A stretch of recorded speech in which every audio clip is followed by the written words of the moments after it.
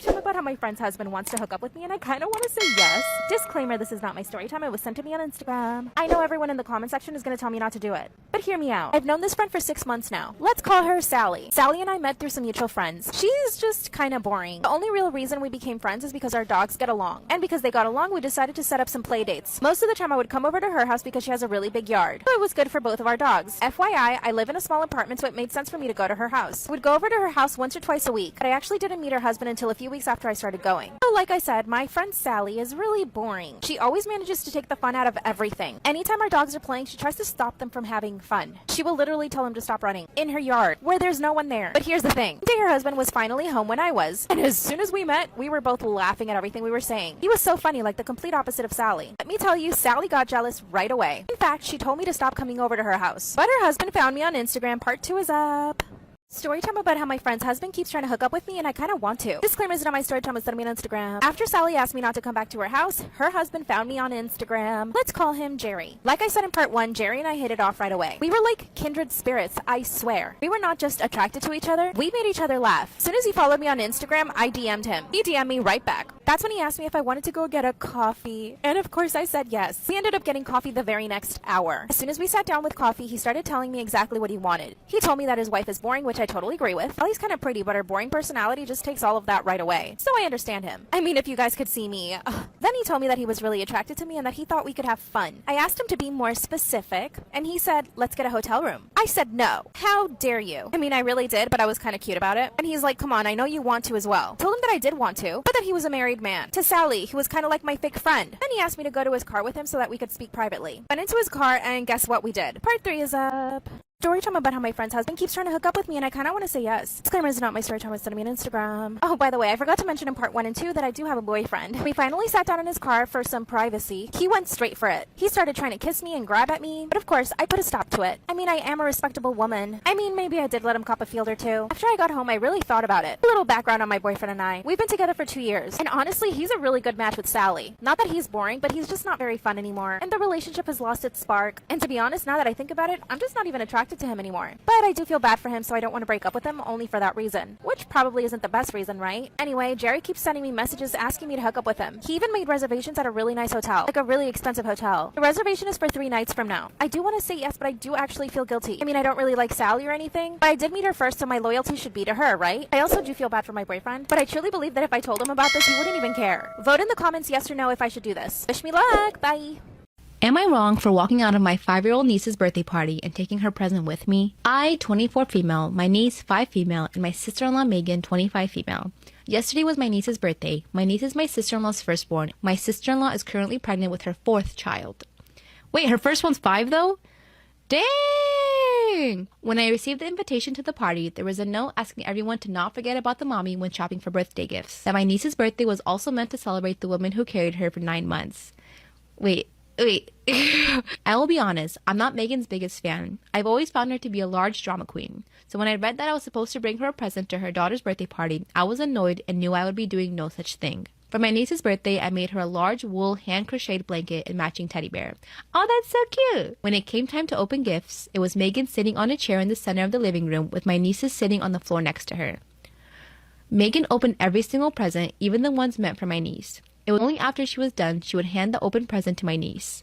What is going on here? When it came time to open my present, I watched as Megan opened my gift, shoveled past the teddy bear and blanket, and proceeded to search for her gift. When Megan found no other present, she looked up and asked me if there was another present from me in the pile. I responded, no. Disappointed Megan took the blanket out of the box and proceeded to ask me questions like, where did you get such a cute blanket? And I hope you didn't break the bank with such an extravagant present. Her tone of voice came across as sincere, but the way she stared at me across the room definitely gave me a different impression. I responded to her questions by saying that I made the teddy bear and blanket myself and that it was no trouble for my little niece. Megan chuckles and asked me in front of the whole party if I had actually made the gifts. I responded, absolutely. Megan and I go back and forth in front of everyone for a minute, but Megan ends the conversation by saying I didn't actually make the gifts because I didn't collect the wool for the blanket or make the buttons on the bear myself. What is she getting at? That for something to be handmade, you have to use only your hands from the start to finish, otherwise it doesn't count. After my mother-in-law pulled me aside, she was extremely upset with me for antagonizing Megan. No one in the family likes Megan, but my in-laws play nice because when they didn't, Megan and her husband moved halfway across the country. They just recently moved back to town. After my mother-in-law thoroughly lectured me on keeping the peace, she asked me to leave the party, go buy Megan a present, and to come back when I'm ready with an apology. Instead, I left the party and took my presents with me. All day today, I've been playing telephone with my friends and relatives of Megan, all of them accusing me of ruining my niece's birthday party and telling me I'm the asshole for stealing my niece's birthday presents. My intentions for taking the present was to rewrap the gift and give it to my niece one-on-one so she could actually open a birthday present. After her mom opened the present, she put it back in the box and back on the table. She didn't actually give the gift to my niece. Storytime, I didn't know that I was dating my best friend's brother. So a little background information, I was 17 and a junior in high school. And I know you guys are probably thinking, how the fuck didn't you know that you were dating your best friend's brother? And we're gonna call my best friend Rima and we're gonna call her brother Alex. So I had met Alex whenever I was in 5th grade. We never hung out outside of school. We were more of just like friends in school. But I only met Rima last year. Also, Alex was a year older than us. Well, one of the art teachers who usually taught the senior class, she just gave birth to her baby, so they decided to mix both of our classes, aka the one that Alex was in. Well, my art teacher decided to pair us all into partners and have us do an art project. So I got paired up with Alex. Fast forward, we end up liking each other and we start dating. And usually whenever Rima and I hung out, we would always hang out over my house because she said her family was annoying. And Alex and I would only hang out during school, like for part 2.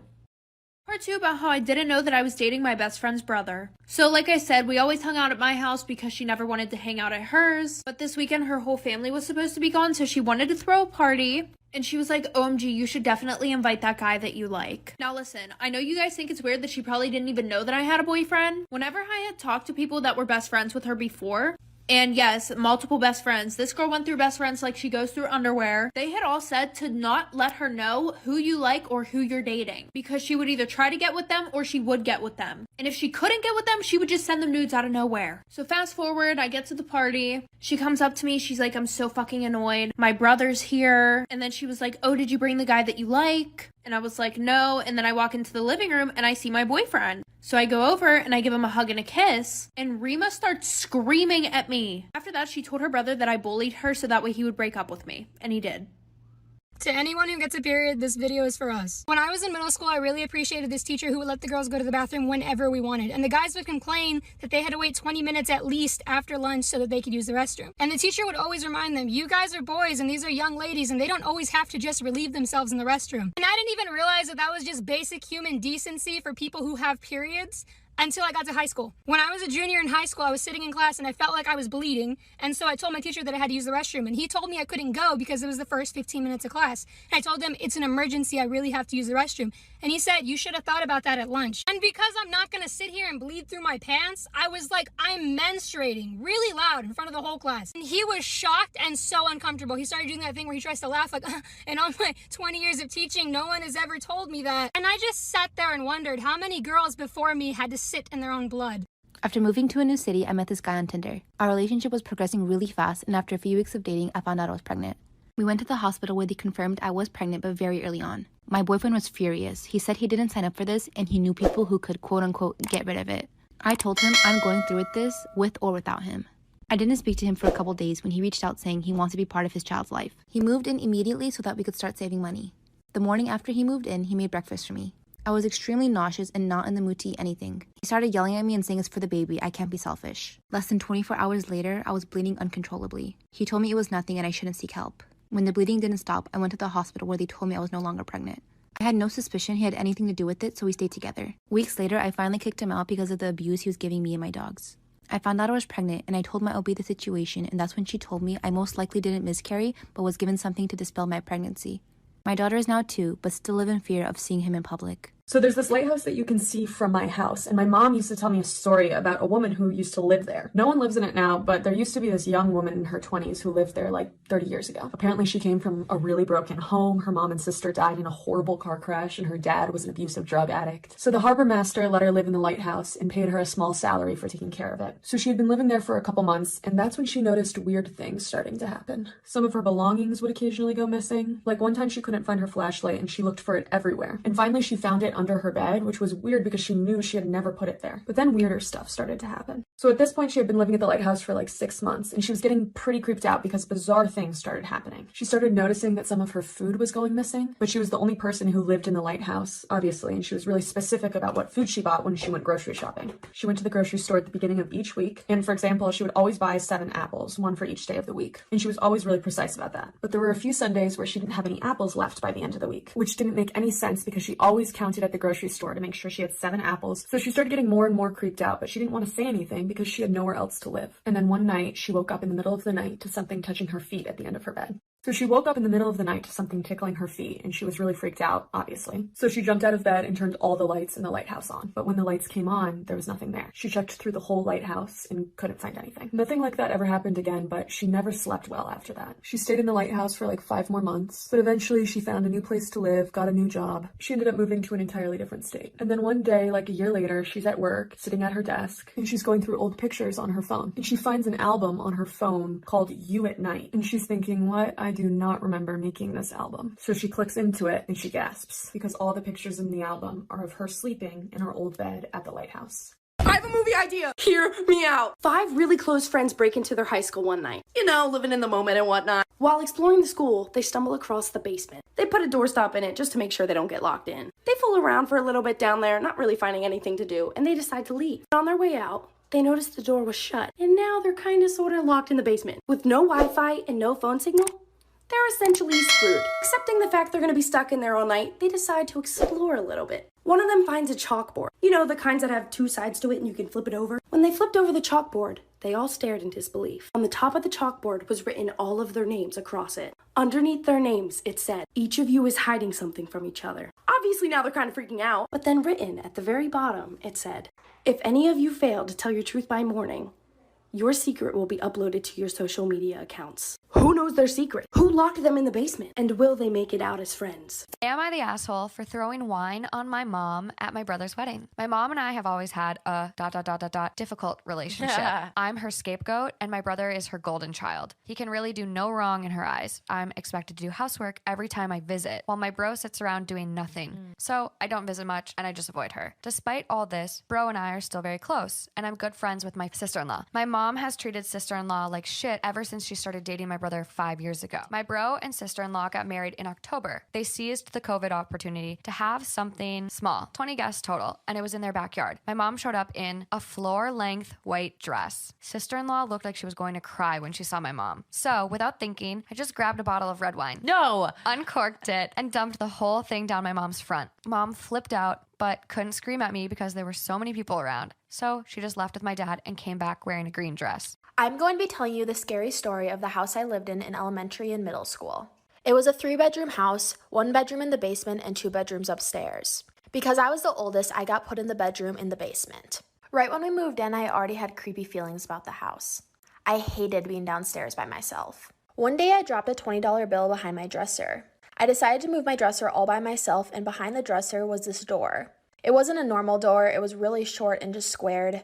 It was also glued off, so I couldn't get into it. Me and my neighbor, who were best friends, worked at it for days to get into it. We finally got it open, and inside was another room. It was almost like an underground attic. The walls were wooden, the ceiling was wooden. There was no carpet, but it smelled awful. My parents found out and they were super mad at me for opening the room. They of course put that dresser in front of that door for a reason because they knew I would explore it. But after that, things started to get weird. Stay tuned for part 2. Tender touch, drum glove, staying up, just talk to you. You stayed in touch, 2 continents, through all odds. Seems every night, yeah, all the time I'm calling out to you. Seems every time I take a drink, I'm reaching out for you.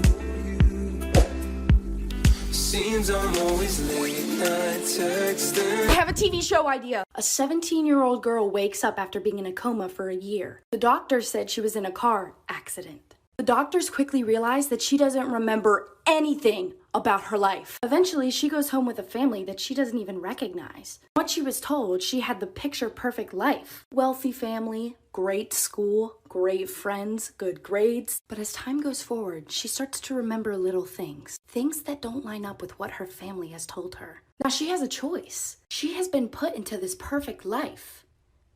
But will she choose to investigate further what actually happened to her the day of the accident? I am going to be telling you a scary childhood story. When I was 2 years old, my mom passed away.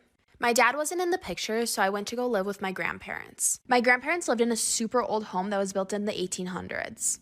I was a very imaginative child. So when I told my grandparents that I used to see people in the house, they just didn't believe me. There was one lady in particular that I would always see. She would sit at the end of my bed and watch me fall asleep. I wasn't scared of her because I thought she was an actual person. Plus, I was super little, so nothing even crossed my mind. At this point, I was like 4 or 5 years old. I remember her talking to me constantly. She even sang me the song Rockabye Baby to get me to go to bed one night. Every single day when I would get home, I could see her in my window. At that point, I thought she was just waiting for me. She just wanted to be my friend, right? But as I got older, things started to get really weird between me and her. She wasn't this nice lady anymore. Stay tuned for part 2. This is part 2 of the lady in my room who would sing me lullabies to get me to go to bed. No one else in my family could see her. She even told me that she was my mom. I really believed her. If you remember, my mom passed away when I was 2. So, it seemed pretty real that it was my mom. I didn't really remember what my mom's face looked like when she passed away. And this lady, could be my mom. She continued to sing me lullabies every single night when I would go to bed. She would always be waiting for me in the window when I would get home from school. But I figured out pretty quickly it wasn't my mom. My mom was a sweet, kind-hearted person. This spirit was evil. She would get mad at me every single time any of my friends would come over. She told me she could see my future and that I was going to go to hell after I died in a car accident. It scared me so much, but no one believed me. It got to the point where I never even wanted to go in the car because I thought I was going to die. She convinced me I was evil. Stay tuned for part 3 that's coming tonight. This is part 3 of the lady who used to sing me lullabies to get me to go to bed. This spirit was evil, and she started to convince me that I was evil too. She convinced me that I would go to hell because I was a horrible child, even though I wasn't. She convinced me that every single person in my life hated me. She even started to control my dreams, and I would wake up every single night screaming at the top of my lungs from a night terror, and she would be sitting at the end of my bed. This went on for years. When I turned 9, my grandpa passed away. And because it was a really big house, me and my grandma moved to a different house. And the evil spirit was just gone. I never saw her again. But was she really gone? When I was 15, I went to a psychic. The moment I walked into the room, she could feel a dark energy enter the room. She told me that someone was following me every single step I took. And when she said that, I knew exactly what she was talking about. After that, I went to a medium, and after many sessions with her, the dark presence was finally gone.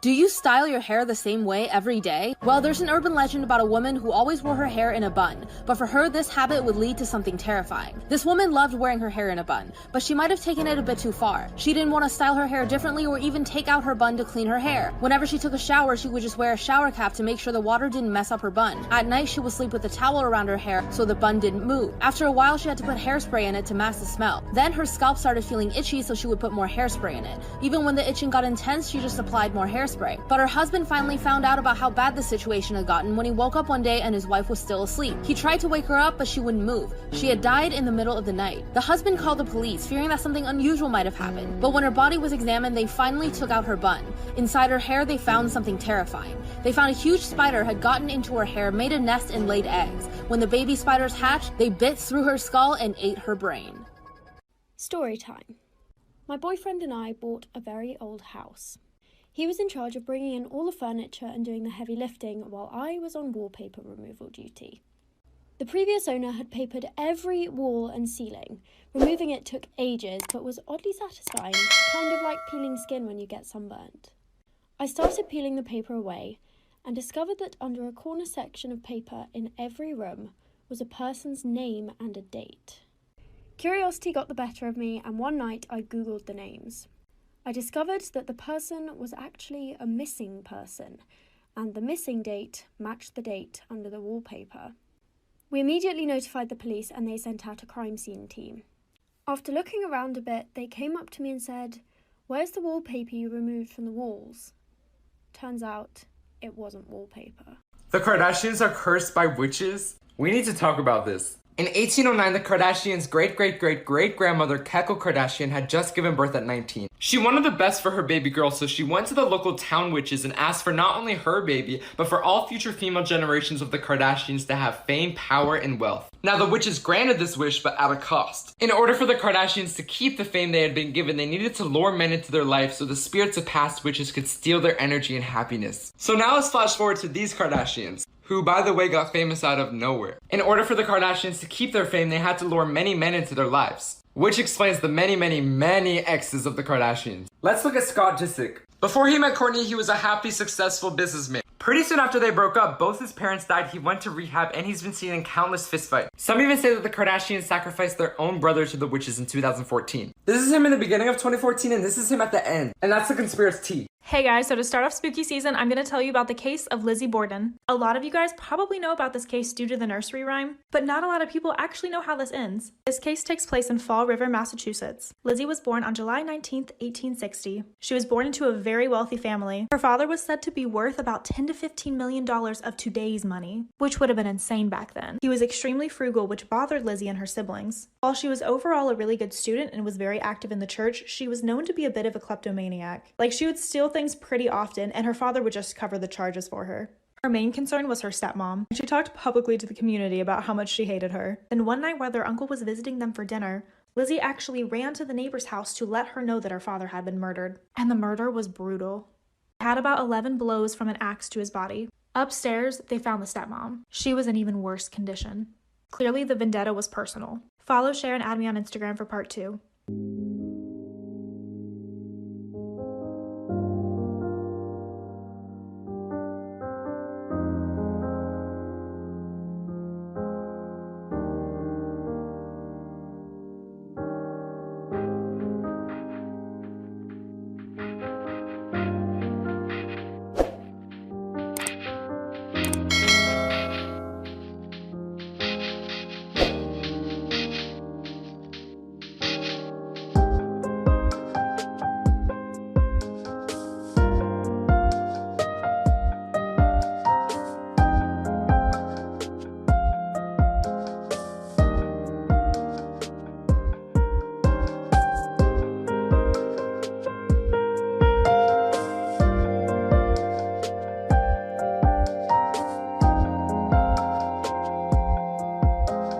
Guys, and welcome back for part 2 of the Lizzie Borden case. The investigation started almost immediately. Considering that there was no blood found on Lizzie at the time of the murder, they really didn't suspect her. They truly believed that it was some outside crazed killer that had just probably saved your life. I'll go first. 2 years ago, I was walking my dog at the park and a man approached me and asked to take a picture of her. And I said yes, because why not? It's a picture of a dog. So he starts taking a picture of my dog, and then I realized that he was like holding up her collar, and then it hit me. My address is on that collar. He's not taking a picture of my dog, he's taking a picture of my address. So I told him that I actually didn't feel comfortable with him having a picture of my dog, and I asked him to delete it. So he deletes it and then like starts walking away really fast. And I was like, "Excuse me, sir, no, could you also go into your deleted album and delete it from there?" And he goes, I don't have a deleted album. And I was like, you have an iPhone, everybody has a deleted album, could you please delete the picture? And he was like, sorry, I don't have a deleted album, and like keeps walking away. And keep in mind, this is like 2 PM in a park, like there's other people around. So now I'm like chasing after him, and I'm telling him, sir, I know you have the album, I will show you where the album is, can you please go onto your phone so that we can delete the picture? Oh, part two, I'm sorry for the delay. So I'm still chasing after him, and people at the park are like starting to look at us now because I'm chasing after him and I'm telling him to stop walking. And so he stops, and I tell him again to delete the photo from the deleted album, and he goes, I don't have a deleted album. And I was like, yes, you do. Everybody does. It'll take 10 seconds. And he goes, fine. And he like goes on his phone, does something for a second. He goes, there, it's gone.